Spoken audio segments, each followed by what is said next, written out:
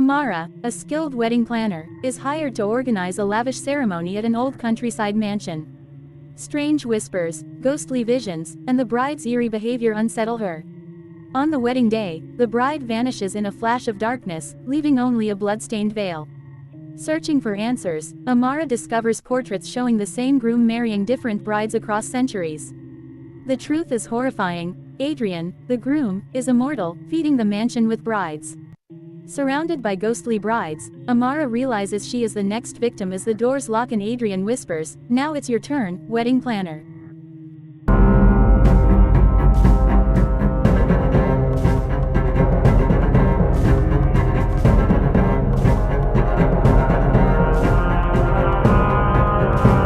Amara was a wedding planner known for perfection. Brides loved her ability to transform even the simplest halls into fairy tale venues. Her newest client, Elena, was a young woman marrying into a wealthy family. The ceremony was to take place in a countryside mansion, centuries old and filled with history. When Amara first visited the estate, she felt a strange heaviness in the air. The hall smelled of damp wood and old incense, and portraits of stern-looking ancestors lined the walls. Still, Elena was ecstatic. "It's been in my fiancé's family for generations. Everything has to be perfect here." Amara promised her it would be. She began planning flowers, lighting, the stage, and the reception. But while walking the mansion at night, she often heard whispers in the empty halls, like voices muttering in another language. She brushed it off as stress, but the caretaker of the mansion stopped her one night and whispered, "Don't stay after midnight. This house doesn't like weddings." As the big day drew near, strange mishaps occurred. The wedding cake collapsed in the bakery's freezer. The florist's van crashed on its way to deliver roses. The bridal gown shop caught fire, though miraculously the dress survived. Amara, panicked but determined, covered every setback with quick thinking.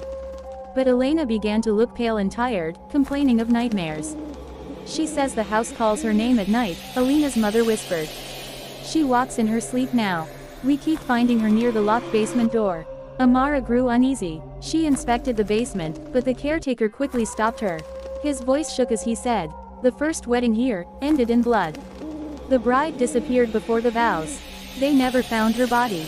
Amara laughed it off in front of him, but that night, while checking the hall decorations, she saw a flash of white moving down the corridor.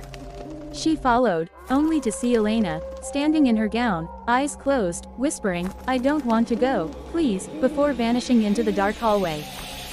At the rehearsal dinner, everything seemed normal, until Elena fainted mid-speech. Guests rushed to her side. Her fiancé, Adrian, looked more irritated than worried. "She does this for attention," he muttered under his breath, but Amara noticed his hand trembling. Later that night, Amara stayed behind to recheck the dining hall. When she turned, she saw Elena standing there again, pale, eyes wide, whispering, "He's not who he says he is. Don't let me marry him."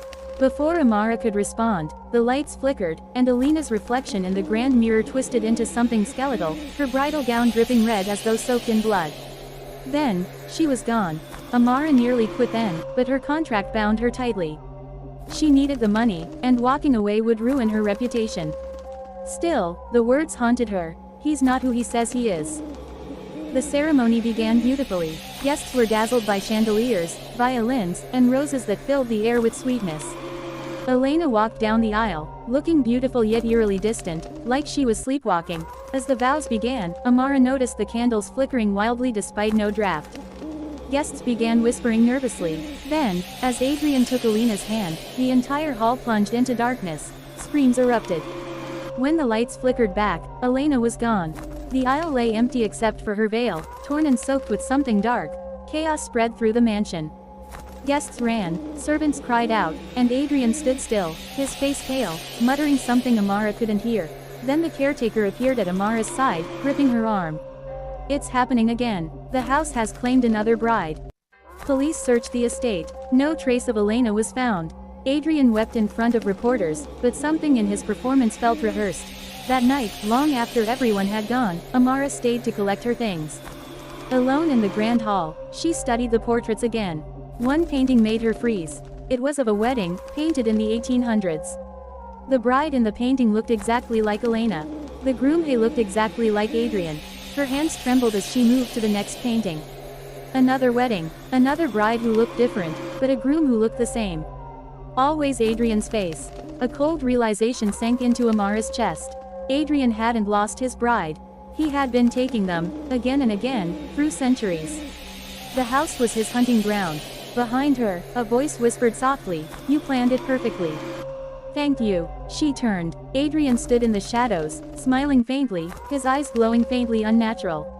And behind him, Elena appeared, but her face was pale, lifeless, her mouth stitched shut. Amara tried to run, but the mansion doors slammed shut on their own.